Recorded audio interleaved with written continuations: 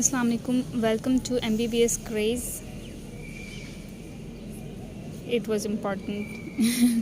Okay, today the topic is history taking.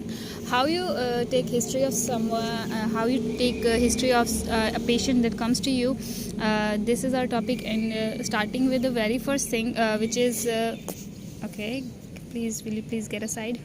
Okay, thanks. Okay, first we start with the biodata. Okay, how you start with the biodata? What exactly you start with is biodata, but before biodata, we are having something else, right? That's what it's intro. How you explain intro? Intro is something like when you arrive to your patient, or your patient comes to you, you just ask him that you just say your name and ask her name or his name, whatever the gender is. देखिए, आप पूछते हो, आप उसका नाम पूछते हो, आप अपना नाम बताते हो, ठीक है। आप बहुत स्मूथली बात करेंगे, आप बहुत आराम से बात करेंगे। पेशेंट को आपने ये फील कराना है कि he is really important to you. आप नाम पूछोगे, देखिए आपका नाम क्या है। अगर आपसे बड़ी हैं तो आप बाजी करके या अदी करके बोल देंगे। क्या बोलेंगे आप? सबसे पहले आपने बताना है मेरा नाम डॉक्टर फलां है, ठीक है। मैं आपसे कुछ सवाल कर सकती हूँ। ऐसा भी हो सकता है कि आप उससे पहले उनका भी नाम पूछ लें कि आपका नाम क्या है, फिर आप उनको उनके नाम से बुलाएं। आप उनको उनके नाम से बुलाएंगी, आप बोलेंगी मेरा नाम डॉक्टर फलां है, मैं आपसे आपके मसले के हवाले से, जिस मसले की वजह से आप यहाँ पे आई हैं उसके हवाले से कुछ सवाल कर सकती हूँ। This is your question mark. If she is saying yes, अच्छा आपने उनको तो ठीक है।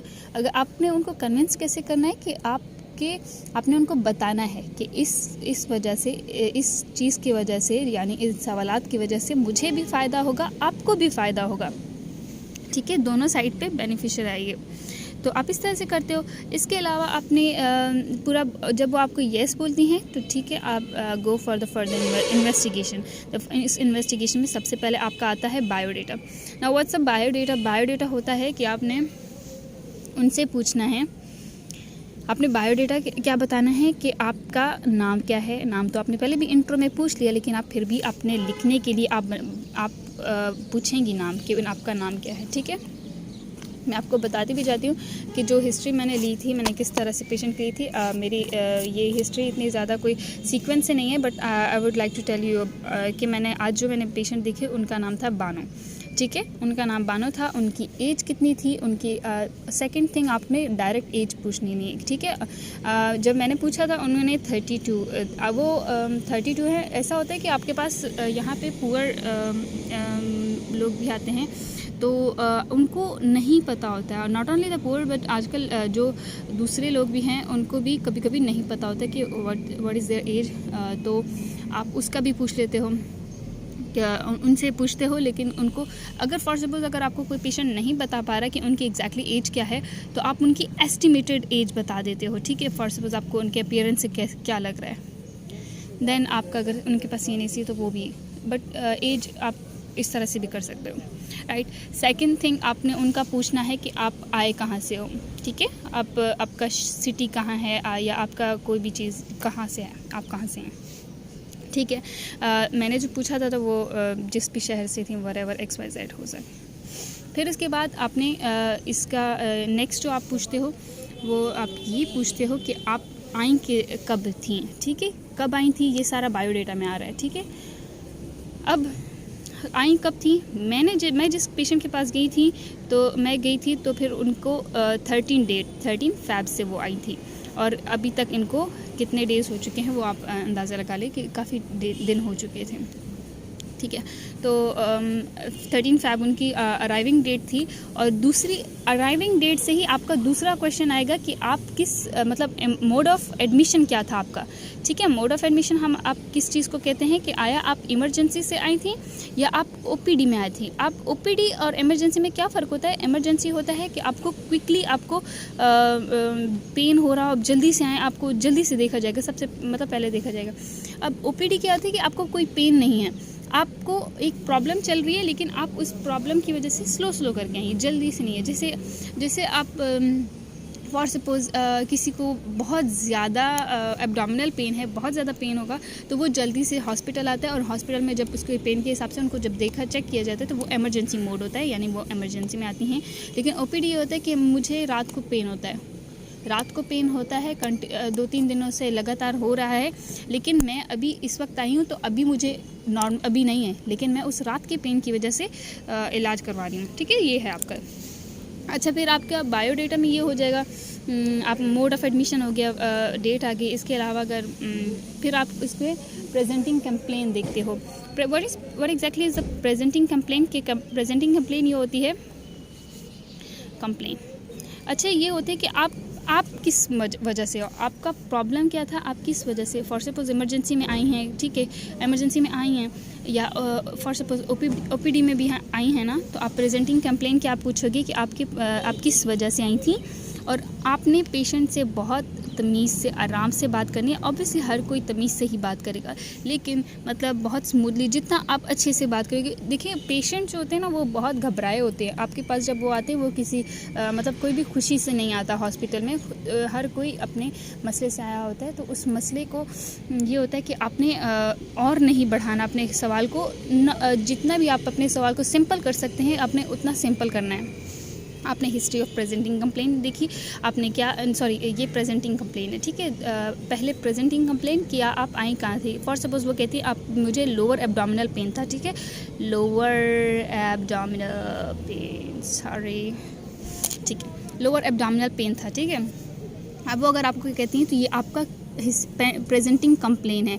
नेक्स्ट स्टेप आपका होता है हिस्ट्री ऑफ प्रेजेंटिंग कंप्लेन, ठीक है। अब हिस्ट्री ऑफ प्रेजेंटिंग कंप्लेन में क्या होता है, यही कंप्लेन को, लोअर एब्डोमिनल पेन को एक्सप्लेन करके लिखना होता है आपको, कि पूरा आपको कब से पेन है, आपको कहाँ पे पेन है, राइट नाउ आपको कहाँ पे पेन है, कितने दिनों से चल रहा है आपका पेन, और किस हद तक होता है, किस तरह का पेन है।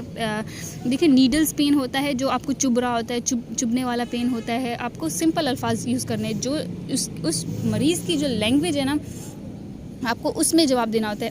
अब कोई बंदा आपको बोल रहा है कि मुझे सर में दर्द है, तो आप नेक्स्ट टाइम आपने वर्ड हेडेक नहीं यूज़ करना है। क्यों? क्योंकि यहाँ पे आपके पास जो मरीज़ आ रहे हैं, वो आपसे तभी रिलैक्स होके, या तभी आराम से या अच्छे से आपको जवाब देंगे, जब आप उनकी ही लैंग्वेज में आप करोगे, ठीक है। आप उनमें इंटरेस्ट ज़्यादा दिखाओगे, या उनकी लैंग्वेज में, ठीक है। उनकी लैंग्वेज तो आपके वो करनी है। इंग्लिश वाले अल्फाज आपको थोड़े से मरीज़ के सामने नहीं यूज़ करने हैं, ठीक है, साइड पे रखने हैं, ठीक है।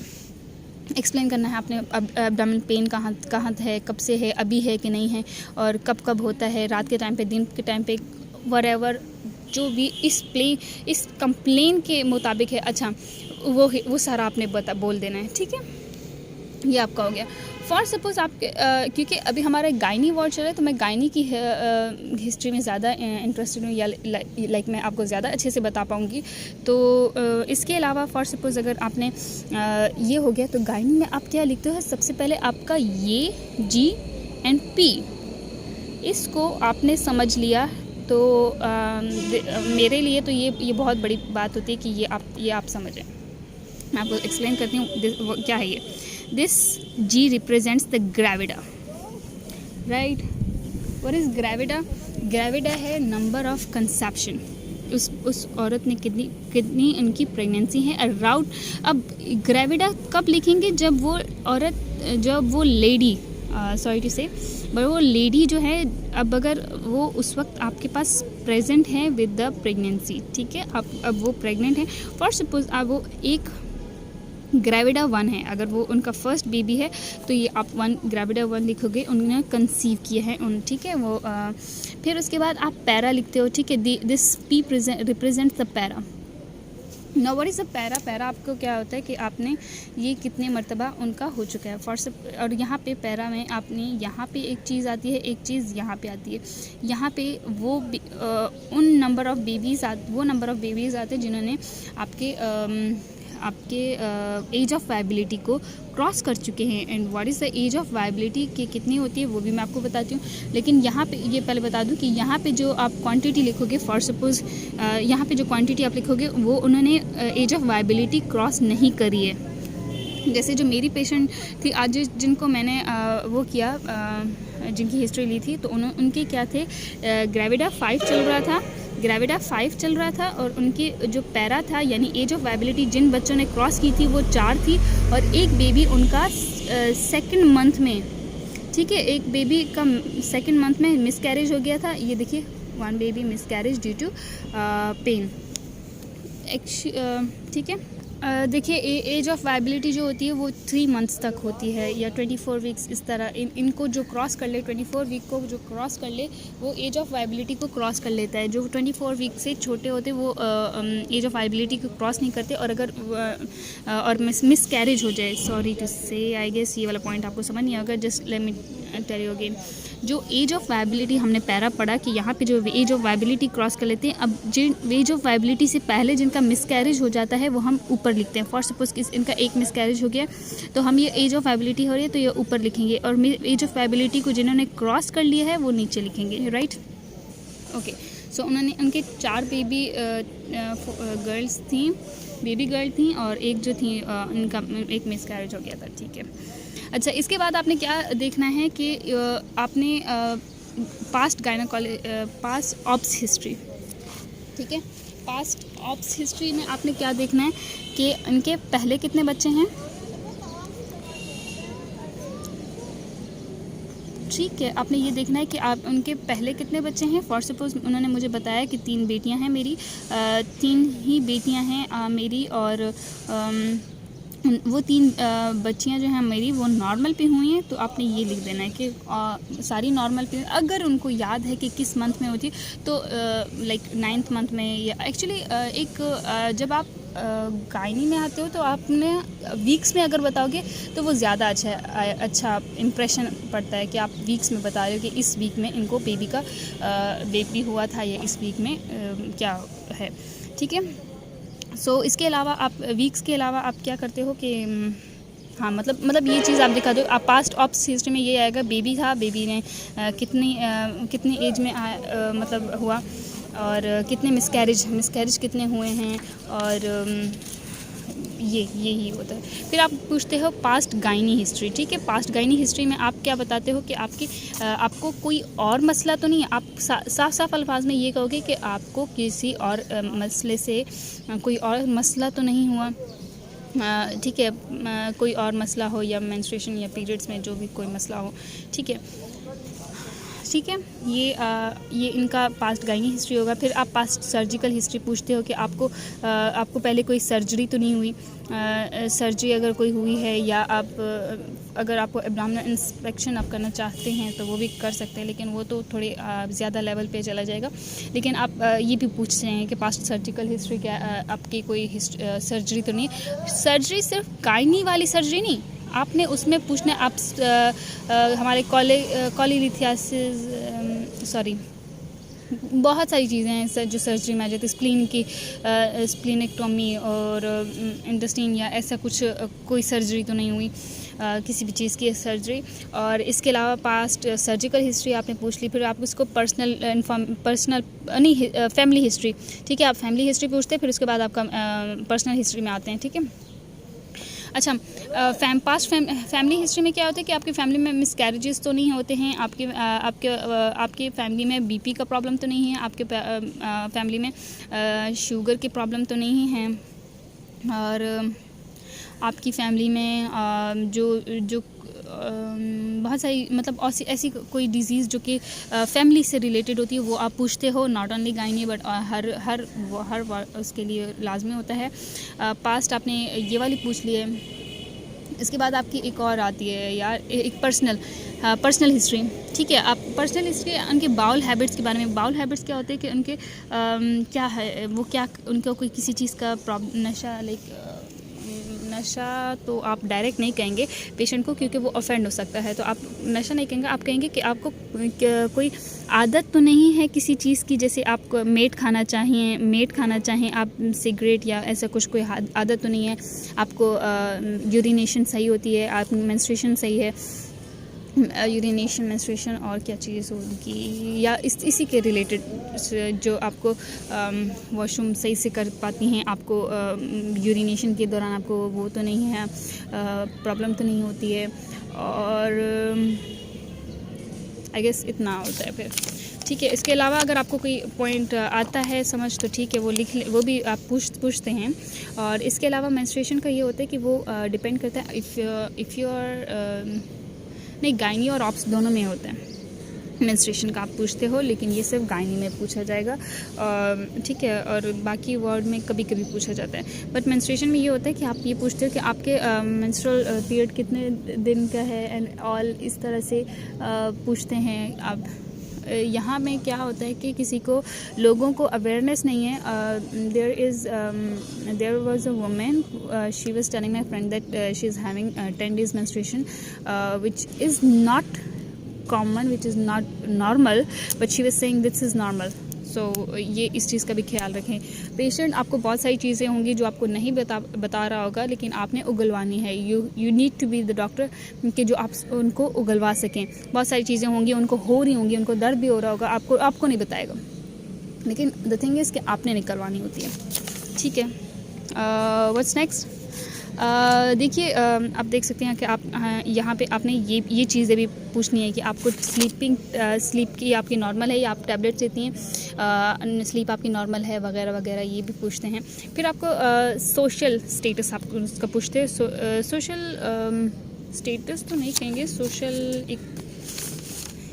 एक होता है कि मतलब वो सोशल स्टेटस में आप ये पूछते हो कि आपका घर अपना है, आपके शॉपकीपर है, क्योंकि आपके हस्बैंड क्या करते हैं एंड ऑल, ये वाले पूछना होता है। आप ये चीज़ें क्यों पूछते हो कि क्योंकि इलाज जो होता है ना, वो डिपेंड करता है कि उस बंदे की कितनी उस पेशेंट की कितनी हैसियत है, कि अगर हम ऐसे कर दें कि ऐसे कोई बड़ा सा टेस्ट लिख के दे दें और वो कर नहीं पाए, तो ये दैट्स समथिंग लाइक हम लोगों को इसलिए पूछना पड़ता है, कंसिडर करना पड़ता है कि वो बंदा इतना महंगा या कर सकता है कि नहीं। फिर आप एक चीज़ और, अपने सर्वाइकल स्क्रीनिंग कुछ पेशेंट में, ठीक है, सर्वाइकल स्क्रीनिंग किसे कहते हैं हम? एक्चुअली ये टेस्ट होता है पेप्समियर। इसको भी आपने पूछना है कि पेप्समियर आपने करवाया है कि नहीं करवाया है, तो इस तरह की चीज़ें आ जाएंगी। बाकी अगर मैं कुछ स्किप करती हूँ, हाँ, एक और चीज़ याद आई, आपने उनसे ये भी पूछना है, ये यहाँ पे नहीं पूछना, आपने स्टार्टिंग में पूछ लेना है। यहाँ पे कहीं पे पूछ लेना है कि आपने रेगुलर चेकअप पे आई हैं, आपने फॉलिक एसिड, अच्छा आप पेशेंट से कैसे पूछोगे कि आपने फॉलिक एसिड की गोलियाँ ली हैं कि नहीं ली हैं, क्योंकि वो तो अगर वो जानती नहीं हो फॉलिक एसिड क्या चीज़ है, तो आप उसको बोलोगे कि आपने छोटी छोटी पीली पीली गोलियाँ जो होती हैं वो आपको किसी ने लिख के दी हैं, आपने वो खाई हैं कि नहीं खाई हैं। तो इस तरह से आपने बताना है, सब कुछ उनको बताना है, और तो इस तरह से आपने लेना है और बहुत स्मूथली आपने पेशेंट से बात करनी है। और अगर जितना आप उसमें इंटरेस्टिंगली आप बात करोगे, उतना वो आपको देंगे, अच्छी हिस्ट्री देंगे। Thank you for today's topic और द वीडियो। और आगे भी मैं देखूंगी, अगर मुझे कुछ लगा कि मैंने कुछ स्किप कर दिया या मुझसे कुछ रह गया, तो I will let you know.